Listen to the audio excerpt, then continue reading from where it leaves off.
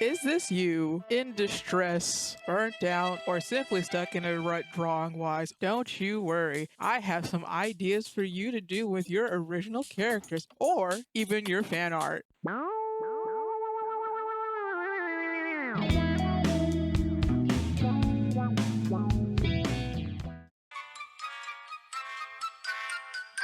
I may have many OCs, but these four are my favorites.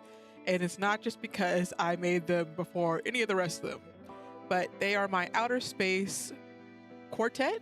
Yes, quartet. And they're chaotic, and I love them. And so I'm going to explain their backstories to you while we draw. Starting with Nova, our main and only girl of this team, anyways. My other team is mostly all girls and like 2 dudes, so this is very interesting for me. So I came up with her when I was like 16, so I was 17 years old, and I just put like everything I dreamed of being, or maybe what I was, but just didn't have the confidence to think I had within me. So she's, like my Superman, basically, projection that I had. So she's outgoing, confident, happy, has natural pink hair, because I just loved that idea of having natural pink hair. She's able to get away with whatever she wants. She's able to talk to the guys that she likes without any issues. So brave, I know. But I was 16/17, of course. And I gave her like 1 or 2 cons. I gave her being quite naive or gullible. I also gave her the power to fly around and explode things, because I was very hormonal teen and I thought that was awesome. So she's not like the boring, sexy yesterday trope. When I say naive and gullible, I hate that trope, but I digress, mostly. Nova is a star that literally gains sentience a century or so before the main events happening in the story, and she's been living on Earth since then, but she left Earth to go to Mars because she had this sense that Earth had worn out its welcome, didn't really need her help all that much anymore. And also, she wanted to see how the Martians, whom are descendants of humans, had become. And she learns they're worse than the humans are in some ways, and ends up blowing up a camp filled with cyborg scouts, and ends up in jail meeting our next character. Cyborg scouts are just ice in this universe, so that's why. She meets Prince Felix, or just Felix.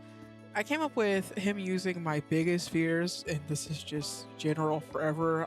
I think I'm always going to be afraid of these things. Arachnophobia, fear of spiders, cannibalism, my own anger issues at the time, and being unwanted in society due to factors I couldn't help. He is a prince of his planet, which is basically a title which means nothing but a death sentence. He's prone to anger outbursts for good reason. He's the only male heir to survive past his hatching clutch, yet is the most different looking one of all his half-sisters from the other clutches. He lives with the fact that one day he will be eaten in order to continue the royal throne. Yeah, horrifying. His story is horrifying. His matriarch, his mom, unfortunately favors him, and he doesn't understand why until later on in the story. He ends up escaping his planet and meeting our next character. He meets Rondo. And Rondo is based off of 80s sci-fi movies, music, vibes, and everything that I was obsessed with as a teenager when it comes to those things. So it's a lot of neon. That's pretty much why I was obsessed. It was just a lot of neon, and I obviously love neon. And he's based off of my favorite colors, purple, orange, and yellow, so that's why they're very prominent in his color palette. And they're mostly based off of Bill and Ted Excellent Adventure, mixed with some Hall & Oates, Quantum Leap, and maybe, just maybe, a touch of Tyler the Creator. Rondo is a stoner who's a mad scientist when he's sober. It's truly better if he stays high. They are non-binary just by default, but uses he, they pronouns because he just likes the way it sounds once they meet Felix. Rondonia is a special type of utopia, or hell depending on the Rondonite, because everyone is literally the same, except Rondo, who is quite frankly fed up with it. He never liked the fact that everyone is literally one being split off into another being of itself. Drives him crazy. Why, when he finds an old Earth relic buried in the sands of the waters, he discovers humans, and humans are the antithesis of different. Anyways, when Felix shows up, they make a pact and leave Rondonia towards Earth, but end up captured on Mars, meeting Nova and G.L.F.G, along with our very last character here. Last but not least, we have Spencer. The Martian, which, as mentioned earlier, is a descendant of humans, but they've adapted to the Mars environment, and now they all look like the surface of Mars, orange and rusty reds. Now, I'm in the process of reworking his backstory a bit. It was the classic angsty character I took everything out on, but I love him like the rest, and I can't have him be so damn depressing anymore. So I'll give you a brief overview of him that I've got so far. He's got his amputations due to a severe pandemic on Mars when he was a child, got experimented on to save his life, got turned into a cybernetic enhanced Martian, somewhat enhanced. He's extremely anxious, intelligent, highly creative and resourceful, and determined. A bit socially awkward. Okay, maybe a lot socially awkward. He ends up in jail due to being caught trespassing into the junkyard for scraps to repair some old cybernetics. And the reason I even want to mention all the backstories is because, well, I need someone to tell my OC's stories to, but also it helps to understand why they're all taking mugshots in the screensaver that I did put on my tablet because I'm very proud of this. And then the next one I did for this after they escape jail/prison, because they do, and they end up at a fast food restaurant and are pissed to see their pictures. So I just wanted that as another background because it just fits the vibe. I love it. I love my little criminals, okay? So back to the subject at hand. This one is to make a comic page just showing how your characters interact with each other because I need something different to do.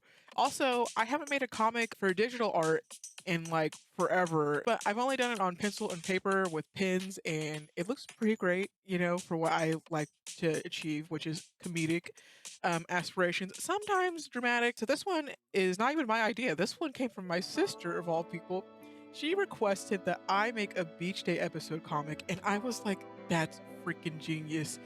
So that's what I did. My process is quite simple since I'm used to drawing comics on paper. It's a bit different on the tablet, somewhat faster, and other ways way slower. I mostly get bogged down with coloring on the tablet for comics just because how many layers it takes, but that's just my personal opinion.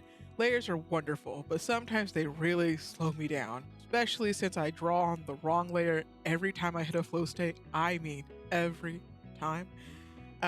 So back to the process of making this. I lay down the basic scenes I want to happen first, and then I draw some little placeholders and write the dialogue. I want to see how it looks together, and mostly I check to make sure I'm not cutting any vital part of the pictures. And once I do that check, I get straight into drawing or setting up some of the framework around the placeholder drawings and dialogue. Once more, just to make sure it's in a layout I like, or to check if something's needs to be moved or changed before continuing. Here on in, I take the placeholders for frame and dialogue out or turn that off, mostly just for coloring, because coloring, I like to focus on it as if they're each their own separate entity. There's probably faster ways of doing this. I know there's faster ways of doing this, but I'm used to this process, so I'm gonna do this process. For me, typically, I don't care if the panels look perfect. I want them to match the vibe of the scene, and if the scene is cute, I want it to give off a cute vibe. If it's fun and playful, I want it to feel fun and playful, so on and so forth. Also, I've been drawing for hours at this point, so perfection was my last thought. Just get it down, make it good later, or put it down and leave it as is. Since these are just for your enjoyment, for your characters, or fan art, or even if you just need some background noise. Thank you for watching this far, by the way. This is just for your personal enjoyment, so don't take it too seriously. Take it as practice, and sometimes practice doesn't need to be absolutely serious, because I'm gonna be so real with y'all. When I practice, it has to be when it strikes me just right.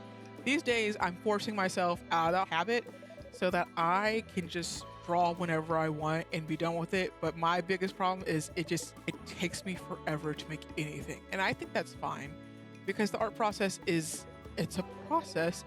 And so I think we compare ourselves to others a lot when it comes to the speed. And well, at least I compare myself when it comes to the speed, honest opinion, even at my big age. But still, it's just something that's going to happen, especially when you're doing something new, like making a comic on digital design instead of on pencil and paper, which usually would have took me like an hour at the max, 30 minutes, really, let's be honest. But this took me several hours to finish, and it looks pretty playful and cute, honestly. I like the way it looks. I'm not gonna even lie, y'all. I love it.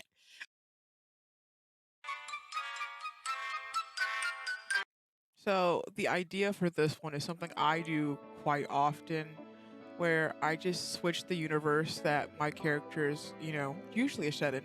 So since they are in a science fiction setting, I decide to switch them into a fantasy one. So, like, in fan fiction terms, if you guys are into that, if you don't know what that is, I'll just tell you real quick what I'm about to talk about. So, I just like to do AUs, which is alternate universes.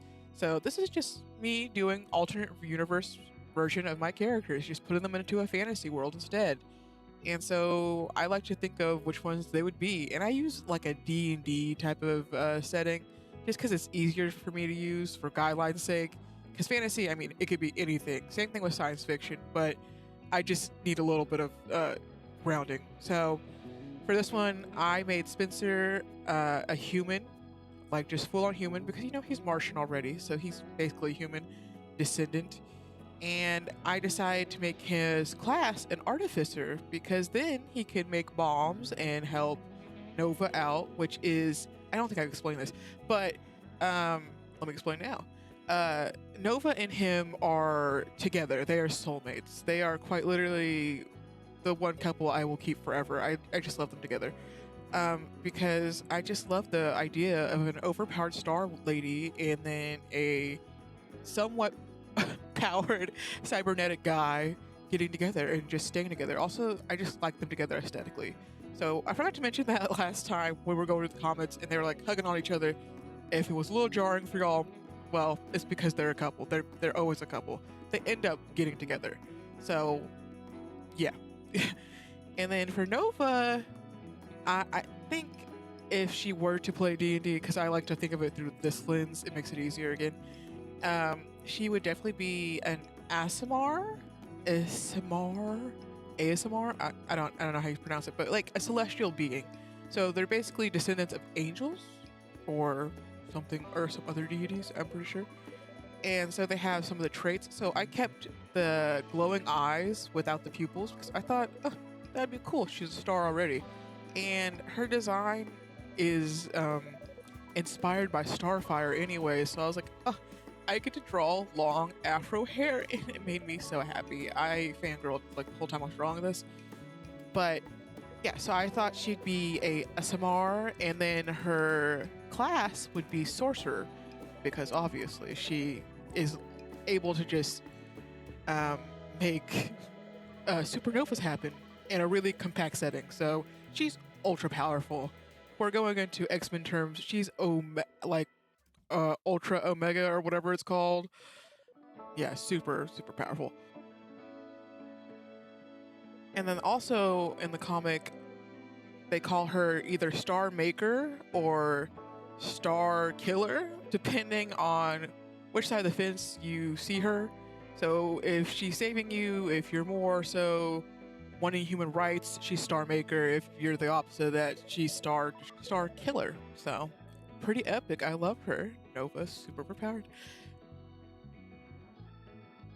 For Rondo, Rondo was probably the easiest one because he already is this basically. They are a water elf, and then for class, I decided he'd probably multi-class as a ranger and a rogue, just because he has both in him. Like, he likes to be outside in nature, he likes to be around. Rondonia is a water planet, so I mean it makes sense. He already has the ears and the fins on his legs. I thought they're perfect. It's perfect. Water elf, you know. And then also he's, mischievous, so I made him a little bit of a thief anyways, and he already is kind of a thief in the original series that I'm currently about to start working on.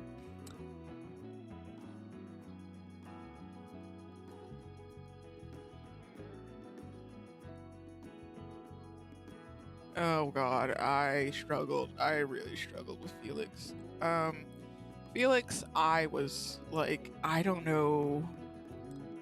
I all I knew about spider races in D&D are the drow, but they worship spiders. That's a whole different thing. And so then I was like, his dad is like a green alien with the big, you know, black eyes. So I just either we would go here. I was like really reaching. So at first I was like, maybe I'll just make him into like an elf, and then I was like, I didn't like the way it looked. He needed the 4 eyes and the 6 arms and the 2 legs.